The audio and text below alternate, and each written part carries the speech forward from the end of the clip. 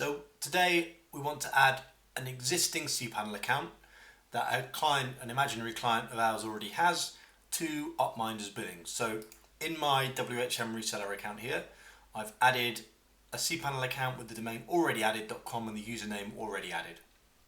We're going to assume this is an existing client that perhaps I'm billing standalone or I just want to start billing now. So I'll go into Opmind. I've created a brand new client just by going clients add client, and now we want to add this service here. So the best way to do it is place new quick order, and then I want to choose the service this is. I'm going to say it's my package 1 package. I'm going to set a price that I want to charge. I'm going to use an existing domain already added, and my username is already added. Those are the things that match here, basically. Add to basket. Now on this screen, I've got two options. I can either place this as a new order, which would be like, it's a brand new order starting today, paid monthly, so if it was paid, it would then be due in a month. Or I want to add as an existing service, and that's basically saying, look, I want to match the next renewal date with the date that I actually want this to next renew. So let's say that's going to be next year because they've paid me offline for a little bit before I move to Opmind. It's going to be February the 8th.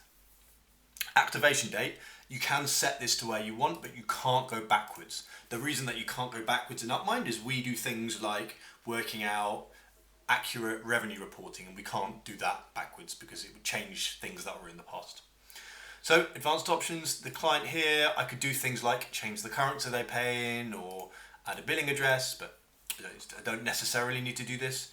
I could also add discount codes if I wanted to change order items or things like this, and then I go place order.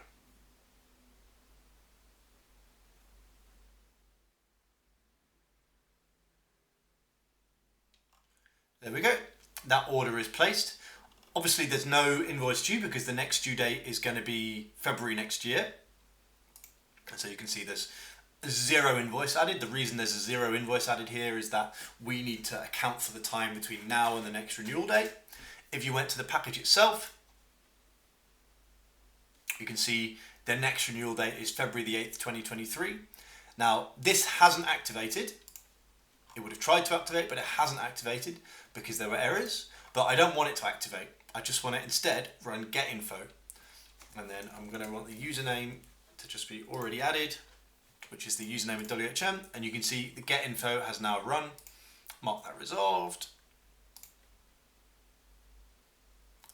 and I then just need to activate.